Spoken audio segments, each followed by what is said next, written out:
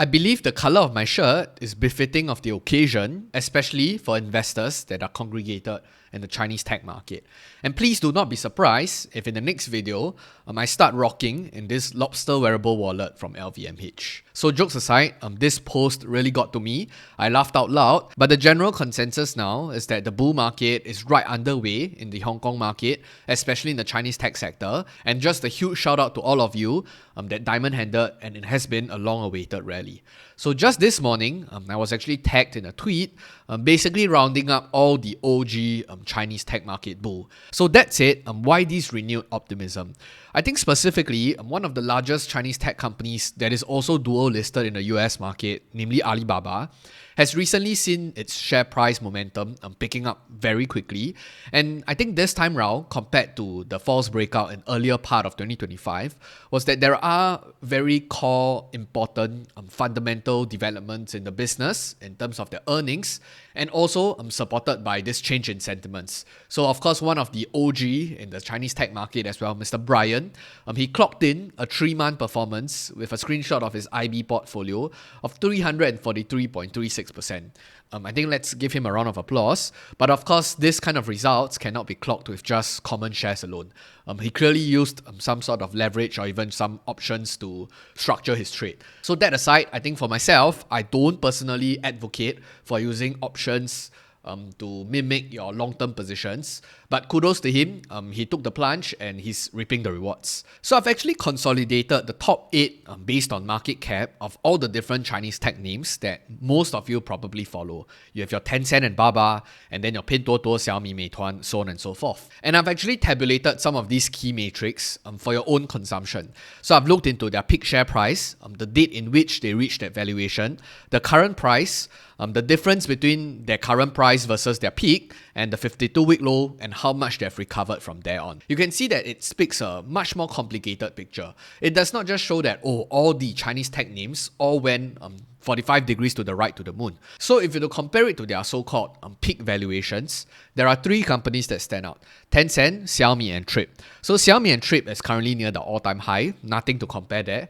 And Tencent basically made up for most of its lost ground and recovered close to 85% of its peak value. And on the contrary, despite this recent rally, they are all down roughly between 40 to even 70% from its all-time highs. So it's not a very uniform picture saying that all the Chinese tech names went to the moon. But I think there is a common consensus that from their 52-week low within the last 1 year, they all have recovered pretty significantly. And Xiaomi was one that kind of stood out from this entire crowd by clocking in at least close to a 3x. But generally speaking, across the board, they've all went up between 30, 40 to 60, 70%. And of course, like any comparison, there is always an outlier. And Meituan in this case, which I fortunately or unfortunately own in my portfolio, up only 1.3% from its 52-week low. And in fact, they are constantly tussling with its 52-week low as Alibaba continues to mount an attack on them. So I'll talk more about this Meituan Alibaba dynamic in the later part of this video. So as everyone start to flex their portfolio, how can I miss out this opportunity? But the long and short of it is, yes,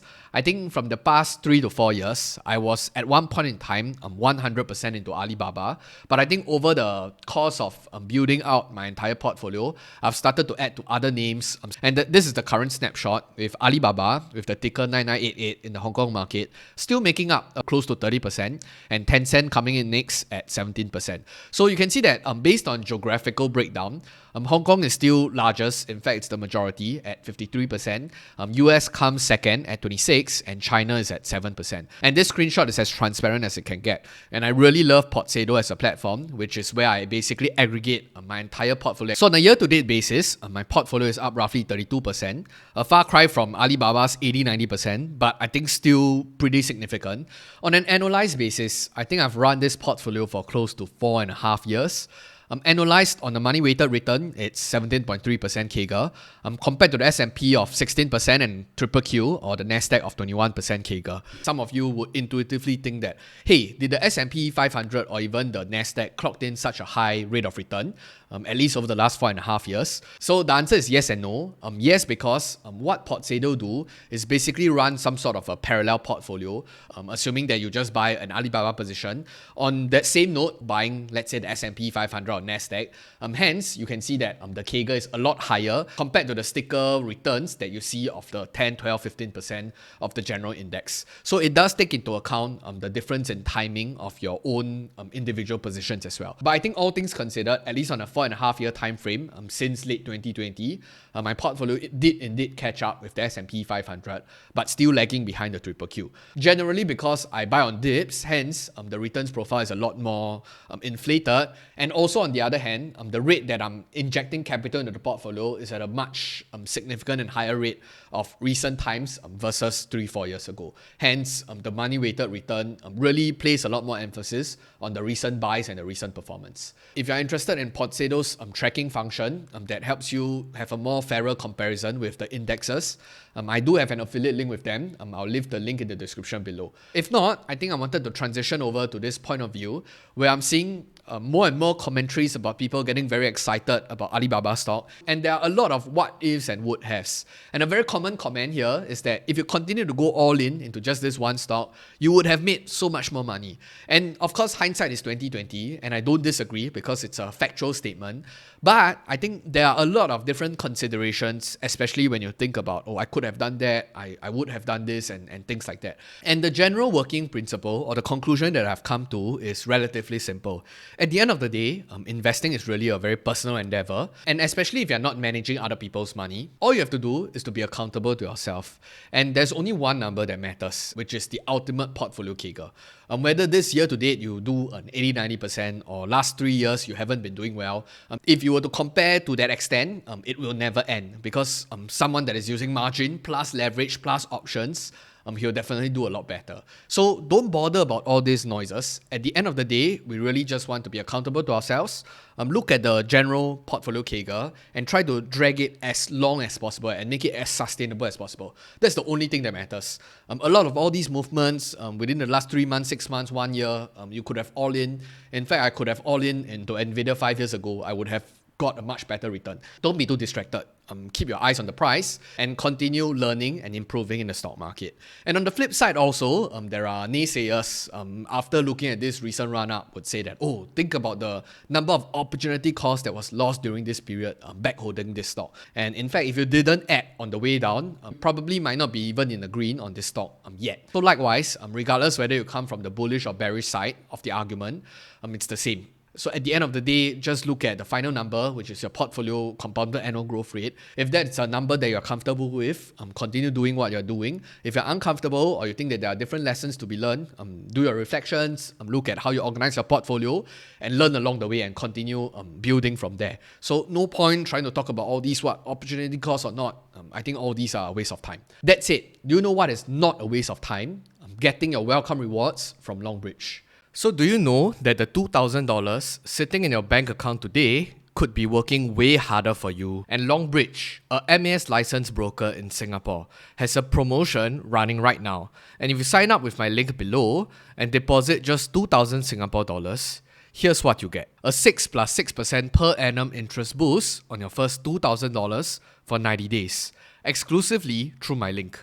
And that's $60 in interest if you park the cash in their Cash Plus product. On top of that, you get an additional $18 cash coupon just for signing up and depositing. And if you hold your funds for 30 days and complete 3 buy trades, you'll receive half an Nvidia share worth about roughly 100 Singapore dollars today. And add that up and you're looking at around $178 in value on a $2,000 deposit. And that's 8.9% before you even start investing.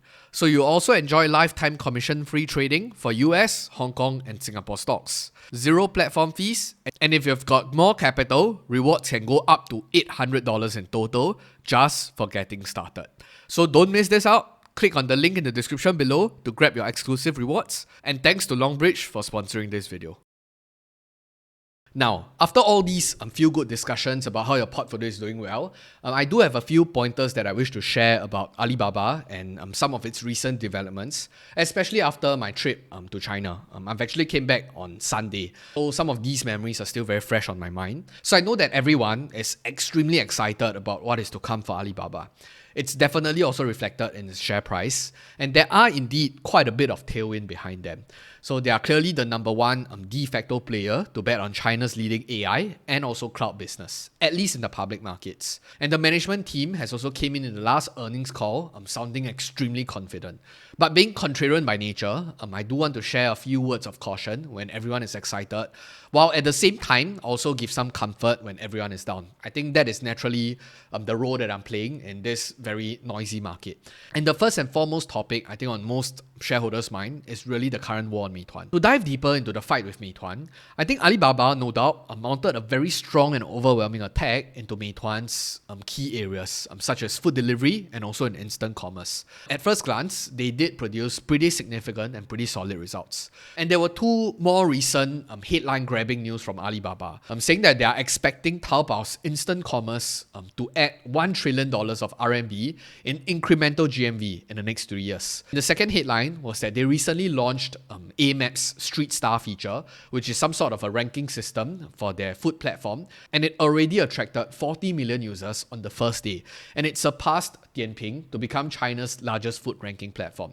And based on third-party consensus, Dianping only had roughly 32 million users after accumulating users for the last, I believe, close to 10 years. And this is definitely riding on a lot of momentum. And I believe once this news was out, I think the next day when Meituan opened in the Hong Kong market, it was down 5%. Specifically, I think in one of my previous Meituan video, when I was doing a deep dive, Dianping was definitely one of the key core tenets of Meituan's mode itself. And with Alibaba coming in with an alternative, I think it kind of signals some potential yellow flags here. And here are some of the pictures that I took on the trip.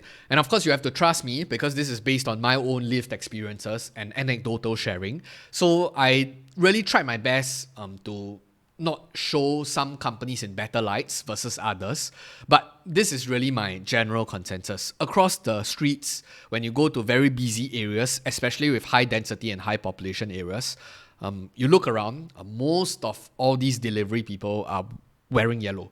The blue one, which is represented by Alibaba, and the red one by JD.com, they are littered here and there, but really in terms of proliferation, in terms of intensity, they are mostly all yellow. And this was one of the shopping mall. I was coming down after my lunch. This was during lunchtime. And all you can see is just people wearing yellow, coming in and out, very, very busy in the shopping mall.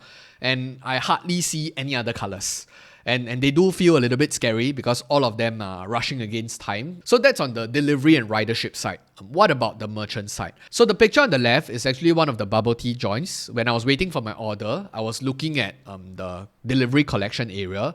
And to zoom in a little bit more, to give you a better appreciation, for those of you who don't know how to read Chinese, so here essentially there are 5 bags of orders. There were a lot more, but I was just trying to zoom in to capture the word. So this is Meituan, which is Meituan. Here is also Meituan. And if I'm not wrong, these 2 bags are also Meituan. So you have one sole bag here, which is Ele.me, which is under Alibaba. So depending on how you look at it, Meituan really still has the lion's share of the market. They bring in the largest demand in that sense. Another one, this was a dim sum place. Similarly, to zoom in a little bit more to let you see. So this order Meituan, that order Meituan, this order Meituan, Meituan, Meituan, Meituan. Everybody's Meituan. And only this one standalone order is from Jingdong, which is JD.com. So you can see that, again, out of these 7 bags, 6 is from Meituan and 1 is from Jingdong. So regardless of what you see online, based on the numbers that they're clocking, this is what I see on the ground. And of course, this is just 2 different cities that I visited. It might not be representative of the entire Chinese landscape and footprint, but just so you know, this is my own way of scuttlebutt investigation, looking at the competitive dynamics and who's really owning the market. So on the fight with instant commerce, I believe this was the Shenzhen Metro. There were carriages and carriages of Taobao's face and talking about Shanko, which is the instant commerce marketing. They plastered everywhere, so it's quite hard for you to miss it. And I thought it was fun to share how they're spending their money. And to dive to the core of the issue, market regulators are also stepping in, hoping to de-escalate this entire delivery war between Alibaba, Meituan and JD as well. Do take my words and assessments with a huge bag of salt because I'm an investor in both stocks. I could be biased one way or the other, but I really just wanted to have a better, much deeper appreciation of the dynamics between the two. So I think it's good that Alibaba is mounting such a coordinated attack, and they're unlocking the potential of many of its other different properties and assets across the ecosystem. And we are finally seeing them play to their strengths and actually looking like a conglomerate with competitive advantages, unlike 5 years ago. But based on my actual ground sensing for now, I think Meituan is still the lion's share. And if I were to take a guess, in terms of my own personal lived experiences in the two areas that I visited, it's a 65-35 split, meaning 65% of the market is probably Meituan, 30% is Alibaba's Ele.me, and 5% is Jingdong's, I don't know what they call them. Honestly, I really don't see a lot of Jingdong around. Basically, I don't see a lot of rate around, and I really don't know what they're trying to achieve in this entire delivery war. But I think I do have to give credit where it's due. Compared to my previous visit to China, which was back in December of 2024, I think the proliferation of Ele.me is very evident, and we do see a lot more of them nowadays. So clearly, I think the implementation, the execution is there, but to say that they're going to usurp Meituan's position, I think that's a very long shot. And also, on the point of Alibaba's food ranking, I think just wanted to err on the side of caution. So I do recommend, for those of you who didn't watch it yet, Acquired's podcast on Meituan. It was done in 2021, but I think the principle is pretty universal. I'll leave the link in the description below. And if you guys have 2.5 hours on your way to work or on your commute to somewhere, please just have a quick listen to it. And they did outline the entire history between Meituan and Dianping and how Meituan acquired Dianping, the difference in strategy and the nuances there. So specifically now, when you're trying to compare Alibaba's AMAPs, going to the food ranking system versus Dianping, I do suspect to a very large extent that the numbers posted by Alibaba is probably inflated. Inflated not in a bad way or not in a very cynical and narcissistic way to say that they are winning the competition. But I think especially in such domains, in this whole food ranking space, quality sometimes is much more important than quantity. And whether people are able to believe your ranking system, able to believe the reviews that are posted on there. So this is my initial suspicion. I could be proven wrong, I don't know. I do understand, or I do appreciate to a very large extent that, especially for those of you who don't really know or appreciate the competitive landscape and pressures in China, there are a lot of people trying to game the system. And in Chinese, they have this term called 刷记录. They are basically trying to game the system to make their numbers look bigger so that they have that momentum to continue working on it. But for now, I think AMAPs with their current food ranking system looks good on paper, looks good on a very superficial level. How does it translate to better implementation, higher trust amongst consumers, and the stickiness amongst the users? I think we have to give it some time to see. And I did put the ping here about Baidu search. Back then, I think 1 or 2 decades ago, Baidu was the king of search. It's basically the Google of China. And their main business has really deteriorated significantly, especially because they didn't pay attention to quality.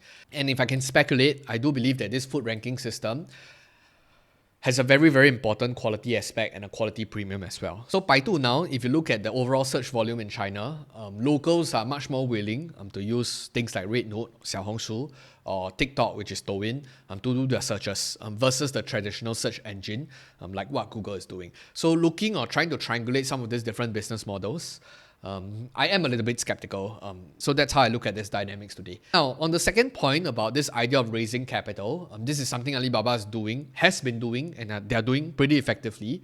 They're continuously trying to raise cash that are definitely accrual to shareholder with their so-called zero coupon convertible bond at a 30% plus premium. So the dilution will only come into effect if the stock hit a certain valuation. So Financial Times even feature a recent article saying that Alibaba's windfall prompts Hong Kong regulators to allow bond-funded buybacks. And in fact, they recently also just announced an additional offering of approximately 3.2 billion zero-coupon convertible senior notes. So the long and short of it is basically some sort of a financial engineering to give prospective investors some way to participate in Alibaba's upside while limiting or capping their downside with zero risk at all. Of course, the risk is in a way, there is no return on your initial capital, but your capital is still kind of guaranteed. Now, on the third point is really this support from the mainland. So mainland Chinese investors have also woken up and decided to add fuel to this rally and trying to push up the momentum as well. So they're now holding roughly 9% of Alibaba's outstanding share. And you can see that at least based in the last 1.5 months, the buying pressure from mainland investors from the southbound stock connect is picking up steam and momentum again. So just a few final thoughts. I think this tweet from Labubu Watch is quite interesting. Just wanted to share this perspective as well. So for the Alibaba bulls, let's all keep in mind that this is a tourist-heavy stock, many times used to express a broader view on Chinese macro given liquidity, regardless of company fundamentals. So just in the last 12 months alone, we had two 30% drawdowns and one 20% drawdown. So money leave as quick as it comes in. So for comparison, Tencent had just two 20% drawdowns, and one of them actually due to a fat finger by an agency regulator who was promptly dismissed from his job, and the stock recovered. And in the US, I think blue chips had just one 20 to 30% drawdown over the past 12 months, mainly due to the tariffs. And the rest of the time line up to all-time high. So yes, cloud was good, management sounded bullish, the Hong Kong volumes yesterday put weight behind the move. So this might potentially be going back to 300, but man, is it going to be annoying along the way with all of you trading it. And the last slide from me, I've just launched a YouTube community 2 weeks ago. I've already launched 2 members only video, and I will be beefing up the content library in months to come. And for those of you who are interested or wish to support me, feel free to click the join button below. So I will be sharing some current thoughts and some maybe more personal things about myself that I wish to put behind a paywall. With that in mind, I hope you enjoyed the video, and I'll see you guys in the next video. But more importantly, and hopefully, I'll see you guys on the moon, like finally. Goodbye.